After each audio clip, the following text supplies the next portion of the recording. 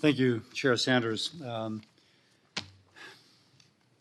a physician. I worked for over 2 decades in a hospital for the uninsured, those poorly insured on Medicaid.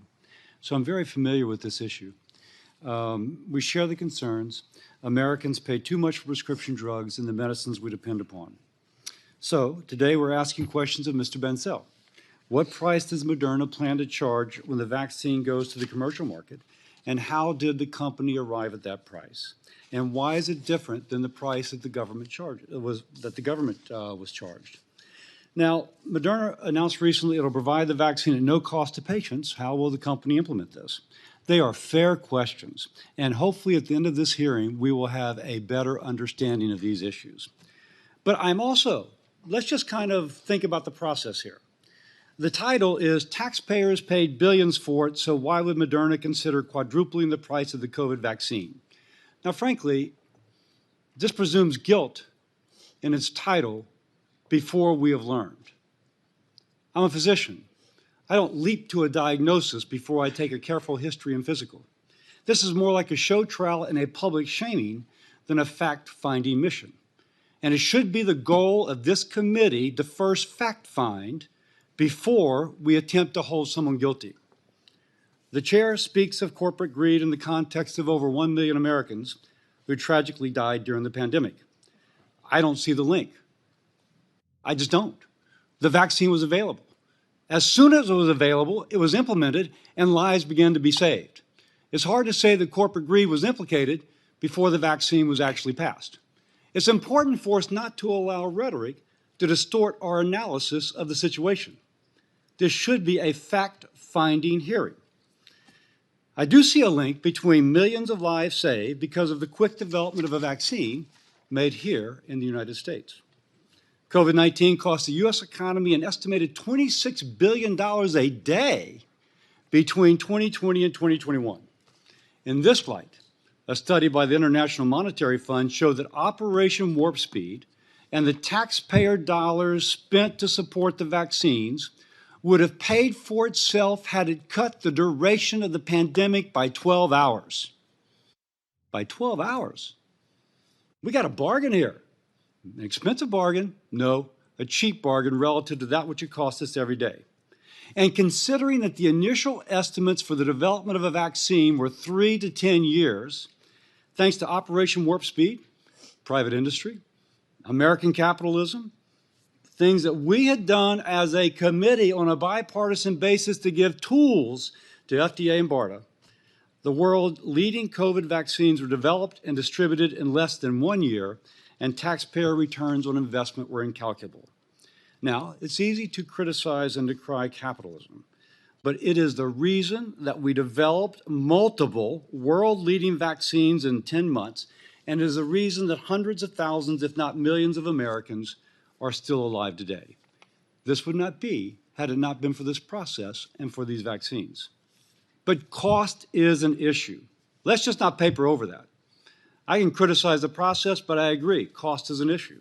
And during my decades treating the uninsured, I had patients who could not afford the drugs prescribed. And my nurse and I would sit on the phone for sometimes hours with insurance companies trying to get the authorization so that they could get their drugs. But I've also seen when a drug has not been invented, so to speak, where there are no other options, when there was a death sentence or a life of chronic disease because a medicine to treat the chronic illness or condition did not exist. Then, maybe a few years later, maybe many years later, I'd be with a different patient in a different exam room with the same diagnosis, but now that drug had been invented. And a formerly fatal disease was now treatable and a relic of the past. Why? Because in the interim, treatments developed for their condition. Now, it's easy to put the COVID vaccine as one of these success stories, but it happened over 10 months. At first, we had no way to prevent. 10 months later, there it was. It seems like we in this committee need to keep the bigger picture in mind.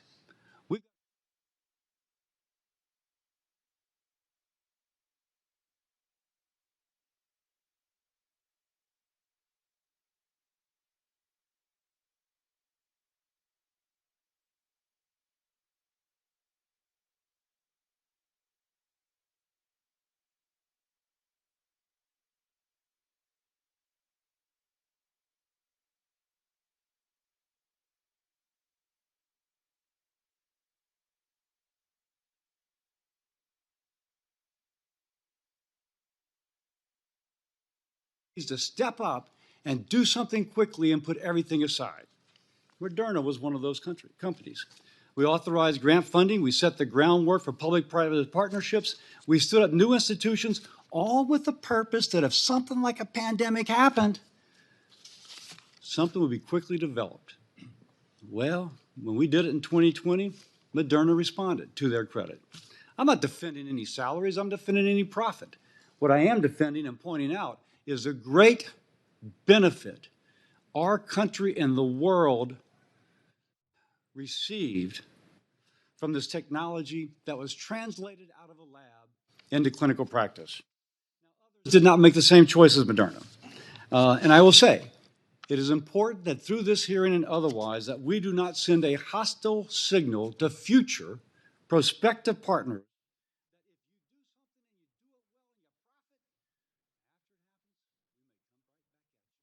You say, coming back at you. That would mean a future company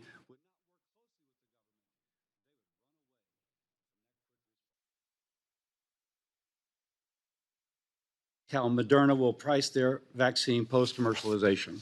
We're interested in that. We've never been in this situation before where a company has taken the reins back from the federal government after the federal government controlled distribution of the product. But this is not the time to discuss eliminating intellectual property rights or destroying business models of those whom our country will need to respond to the next pandemic and to develop the next life-changing cure. And we can't live in a fantasy world and pretend that what we do in this committee will not affect those future decisions. I want people to know that this committee is doing whatever it can to encourage cures for cancer, Alzheimer's, ALS, and other devastating disease. And if they do, and if a private company does it, they shall be rewarded. Lives depend upon it. Senator Sanders, we have pledged to work together. But I will say that if the purpose of the hearing is to demonize capitalism, we should not hate the thought of a person or a company making a profit, that we lose sight of the ideas and accomplishments that their profit is rewarding. We can't be a country that encourages citizens and companies to succeed and step up and make a difference and then shames them when they do. If we want to consider real policies that work to lower the cost Americans pay for medicines, let's work together. Thanks, and I look forward to hearing from our witness.